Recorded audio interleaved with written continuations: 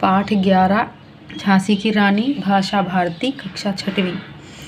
5वां पद है। बुझा दीप झांसी का तब डलहौजी मन में हर्षाया, राज्य हड़प करने का उसने यह अच्छा अवसर पाया।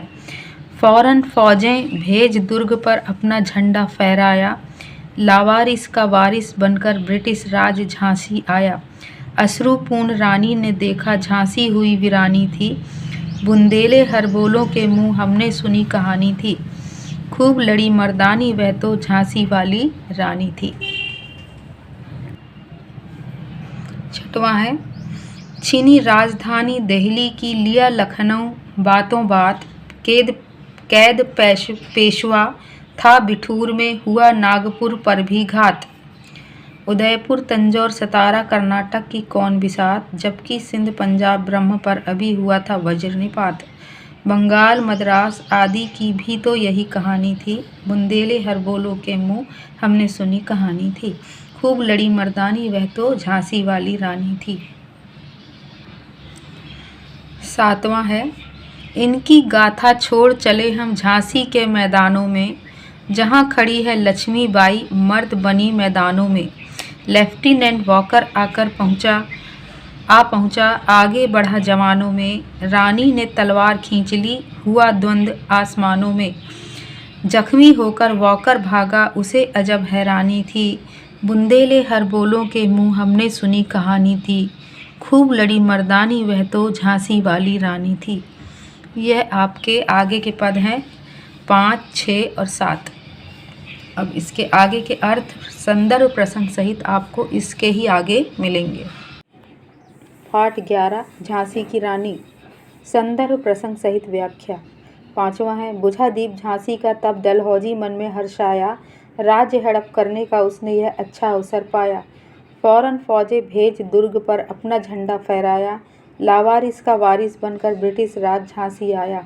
अश्रुपूर्ण रानी ने देखा झांसी हुई वीरानी थी, बुंदेले हरबोलों के मुंह हमने सुनी कहानी थी। खूब लड़ी मर्दानी वह तो झांसी वाली रानी थी। व्याख्या है। तब जब राजा की मृत्यु हो गई तो अंग्रेज गवर्नर डलहौजी बड़ा प्रसन्न हुआ। उसने सोचा कि अब झांसी का राज्य हड़प करने का अच्छा मौका है। उसने अपनी फौजें झांसी की ओर भेज दी और किले पर अपना झंडा फहरा दिया। वह लावारिस झांसी का वारिस मालिक बन बैठा। रानी को इससे बड़ी भारी पीड़ा हुई। आंखों में आंसू भरकर उसने देखा कि झांसी पराई हुई जा रही है। बुंदेलखंड के हरबोले गाते हैं कि झांसी वाली रानी ने मर्दों की भांति अंग्रेजों से वीरतापूर्वक युद्ध किया। 8वां है। छीनी राजधानी दिल्ली की लिया लखनऊ बातों बात, कैद पेशवा था बिठूर में हुआ नागपुर पर भी घात। उदयपुर तंजौर सतारा कर्नाटक की कौन बिसात, जबकि सिंध पंजाब ब्रह्म पर अभी हुआ था वज्रनिपात। बंगाल मद्रास आदि की भी तो यही कहानी थी, बुंदेले हरबोलों के मुंह हमने सुनी कहानी थी। खूब लड़ी मर्दानी वह तो झांसी वाली रानी थी। व्याख्या है। अंग्रेजों ने दिल्ली लखनऊ को बड़ी आसानी से अपने कब्जे में कर लिया। उन्होंने पेशवा को बिठूर में कैद कर लिया। नागपुर उदयपुर तंजौर सतारा कर्नाटक आदि का तो कहना ही क्या, उन्होंने सिंध पंजाब ब्रह्मपुत्र बंगाल मद्रास आदि नगरों समेत पूरे भारत को अपने अधीन कर लिया। बुंदेलखंड के हरबोले इसी कहानी को गाते हैं कि झांसी वाली रानी ने मर्दों की तरह साहस से अंग्रेजों से खूब डटकर युद्ध किया था। 7वां है। इनकी गाथा छोड़ चले हम झांसी के मैदानों में, जहां खड़ी है लक्ष्मीबाई मर्द बनी मैदानों में। लेफ्टिनेंट वॉकर पहुंचा आगे बढ़ा जवानों में, रानी ने तलवार खींच ली हुआ द्वंद्व आसमानों में। जख्मी होकर वॉकर भागा उसे अजब हैरानी थी, बुंदेले हरबोलों के मुंह हमने सुनी कहानी थी। खूब लड़ी मर्दानी वह तो झांसी वाली रानी थी। 7वें का व्याख्या है। संदर्भ पूर्व की तरह ही रहेगा। प्रसंग है। प्रस्तुत पंक्तियों में रानी लक्ष्मीबाई के युद्ध कौशल का सजीव वर्णन किया गया है।